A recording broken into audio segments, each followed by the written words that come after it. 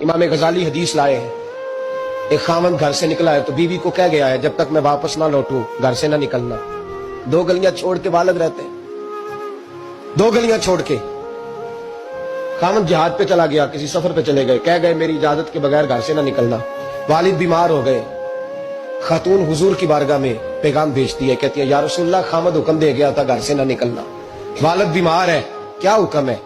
نبی پاک نے فرمایا چاہے تو جا سکتی ہے، پر خامد کی اطاعت کرے گی تو اس کے لیے زیادہ بہتر ہو جائے گا. 2-4 دن کے بعد پھر پیغام بھیجتی ہے، کہتی ہے محبوبہ باپ شدید بیمار ہے، حکم کیا ہے؟ نبی پاک علیہ الصلوۃ والسلام نے فرمایا چاہے تو جا سکتی ہے، کیونکہ حضور شارع ہے نا، مختار ہے شرعی معاملات میں، کسی کو چاہے تو کسی چیز کی بھی اجازت عطا فرما سکتے ہیں. فرمایا میں اجازت دیتا ہوں جا سکتی ہے، پر خامد کی اطاعت میں رہے گی تو اس کے لیے بہتر. حد ہو گئی بھائیو، حد ہو گئی. عرض کرتی ہے حضور باپ انتقال کر گیا ہے، باپ انتقال کر گیا، بیٹی ہوں کیا کروں، رہ نہیں سکتی.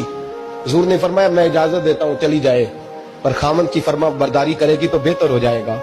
صحابہ کہتے ہیں پہلے وہ پیغام بھیجتی تھی، جب باپ کا انتقال ہوا تو اس شام مصطفیٰ نے پیغام بھیجا، فرمایا پتہ کرو گئی تو نہیں، پتہ کرو گئی تو نہیں. صحابی نے واپس آ کے عرض کی حضور کوئی نہیں گئی.